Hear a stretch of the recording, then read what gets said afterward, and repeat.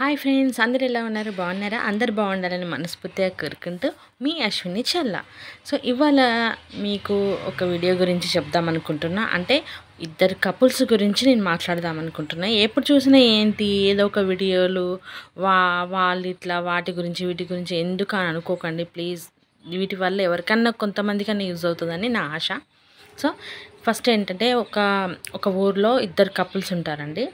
వాళ్ళు చాలా చాలా ఇష్టపడి వాళ్ళు పెళ్లి చేసుకున్నారనమాట. లవ్ మ్యారేజ్ చేసుకున్నారు. పెద్దవాళ్ళని ఒప్పించి మరీ చేసుకున్నారు.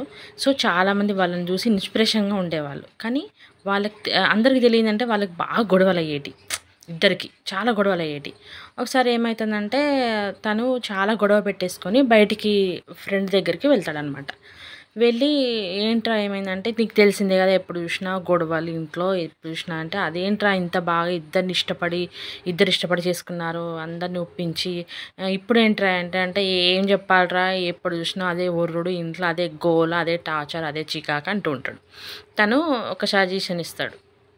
అరే ఏం లేదు కానీ మన ఊరి దగ్గరలో ఒక గురువు ఉన్నాడు. ఆ గురువుని పోయి ఒకసారి కలవండి అనేసి చెప్తాడు. చెప్తే సరే అనేసి ఇద్దరు కపుల్స్ వెళ్ళి ఆ గురువు దగ్గరికి వెళ్ళి గురువుని ఇట్లా మేము ఇష్టపడి చేసుకున్నాం కానీ ఇట్లా అవుతుంది, ఇద్దరికి పడట్లేదు, గొడవలు అవుతున్నాయి బాగా అనేసి ఇద్దరు ఆ గురువుతో మాట్లాడితే ఆ గురువు అంటారు కదా, సరే అమ్మ నాకు అర్థమైంది, నేను నేనేం చేయాలో ఏం చెప్పాలో చెప్తా అనమాట అనేసి తను మళ్ళీ తర్వాత నెక్స్ట్ డే రమ్మంటే తను వెళ్తాడనమాట. వెళ్ళి గురువు చెప్పండి గురువు అసలు ఏం చేయాలి నేను అంటే, మీరిద్దరు కాదు, ఫస్ట్ నువ్వు రా నా దగ్గరికి, నేను చెప్పింది చెయ్యి. ఏంటి అంటే, నువ్వు ఒక నెల రోజుల పాటు ఎవరితో మాట్లాడకుండా నీ నోరుని అదుపులో పెట్టుకొని ఎవరితో మాట్లాడకుండా మౌనంగా ఉండి నువ్వు మౌనంగా ఉండి యోగా చేసుకో అని చెప్తాడనమాట. చెప్తే నేను మౌనంగా ఉండి యోగా చేసుకోవటమా, నా వల్ల అవుతుందా, మాట్లాడకుండా నేనెలా ఉంటా అసలు, మా ఇంట్లో మా చుట్టాలు మా ఫ్రెండ్స్ అందరూ ఎందుకురా నాన్ స్టాప్ మాట్లాడుతూనే ఉంటావు, కాసేపు కూడా మాట్లాడకుండా ఉండలేవా, కాసేపు కూడా ఒరలేకుండా ఉండలేవా అనేవాళ్ళు. అలాంటిది నేనెలా గురువు గారు మాట్లాడకుండా, అది నెల రోజులు ఉండేది అంటే, నువ్వు ఉండి చూడు నాయన, నువ్వు నా దగ్గరికి వచ్చావు నేను నీకు చెప్పా అంటే, సరే గురువు గారు అని తను ఒక నెల రోజులు ఉందామనేసి ఉంటాడు అనమాట. ఉంటే తను కొన్ని రోజులు ఉండలేకపోతాడు. అంటే ఒక 3 days ఉంటాడు. నా వల్ల కాదు అని మళ్ళీ గురువు దగ్గరికి వస్తాడు. వచ్చి గురువు నా వల్ల అవ్వట్లేదు, నేను ఉండలేకపోతున్నా, ఇంకో మార్గం ఏమైనా ఉంటే చెప్పంటే, లేదు నువ్వు ఇదే చేయలేని వాడివి, ఇంకో మార్గం ఇంకా పెద్దవి ఎలా చేస్తావు, ఇది సంకల్పంగా పెట్టుకొని నువ్వు ఇది చేయని మళ్ళీ అంటాడు. సరే అనేసి తను కామ్గా ఉండేసి తను అంటే ఎట్లా అంటే ఇళ్ళల్లో ఉంటే వాళ్ళని వీళ్ళని చూసి మాట్లాడాలనిపిస్తుంది కదా, అందుకే నువ్వు అడవిలో వెళ్ళేసి అడవిలో కూర్చొని నువ్వు చెయ్యి, అలా ఒక నెల రోజులు ఉండంటే సరే అనేసి గురువు చెప్పిన మాటకి వెళ్ళి ఒక నెల రోజులు ఉందామని వెళ్తాడు. వెళ్ళినాక తను నిజంగానే నెల కాదు 2 నెలలు కాదు 3వ నెల అవుతుంది, ఇంకా రాడు అతను. 3 నెలలు అవుతుంది అసలు ఇంకా రాడు.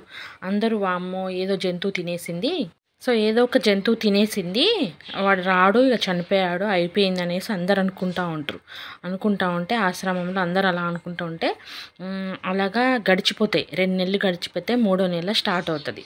అప్పుడు తను గురువు దగ్గరికి వస్తాడనమాట. 3వ నెలకి 2 నెలల తర్వాత వస్తాడు గురువు దగ్గరికి. వచ్చి ఇట్లా గురువు మీరు చెప్పినట్టే నేను ఉండగలిగాను, ఇంత అద్భుతం నిజంగా, కానీ నేను అలా ఉంటే మీరు నెల రోజులు చెప్పారు, నేను నెల కాదు 2 నెలలు ఉండొచ్చాను, నాకు ఇంకా అట్లనే ఉండాలనిపించింది. ఫస్ట్ టైం నేను మాట్లాడకుండా ఇన్ని రోజులు నెలలు ఉండగలిగాను. నాకు కాకపోతే మాట్లాడనంతసేపు నాకు ఎప్పుడు లేని శబ్దాలు, కొత్త శబ్దాలు నేను విన్నాను. మన నీరు పారే ధ్వని, గాలి సౌండు, నా లోపల అవయవాలు అవి సౌండ్ చేస్తున్నాయి, నాకు అవన్నీ కొత్తగా అనిపించాయి గురువు.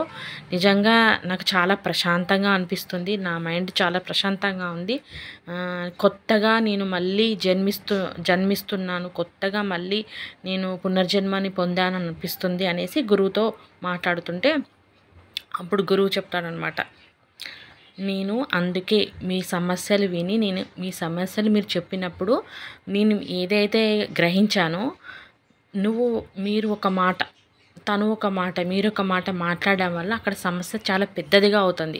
అది ఎంత చిన్న సమస్య అయినా సరే చాలా పెద్దదిగా కనిపిస్తుంది.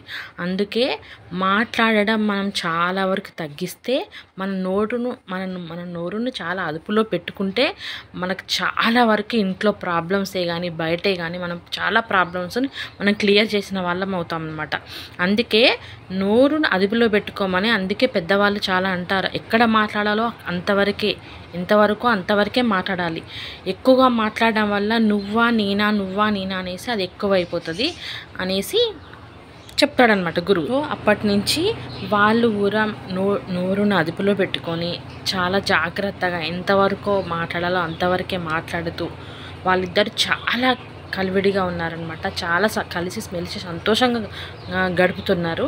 సో అప్పుడు గురువు దగ్గరికి వెళ్ళి, గురువు గారు మా యొక్క చిన్న సంకల్పం వలన మా జీవితం చాలా మారిపోయింది, మేము మునుపటిలా చాలా సంతోషంగా ఉన్నాము, ధన్యవాదం గురువుగారు అని చెప్పి వెళ్ళిపోయారు. సో చూశారు కదా friends,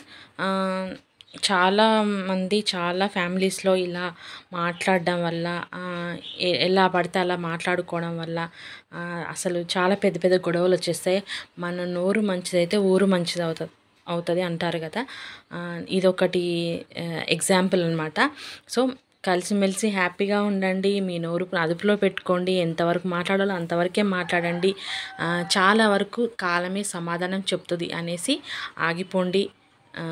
so bye friends, thank you.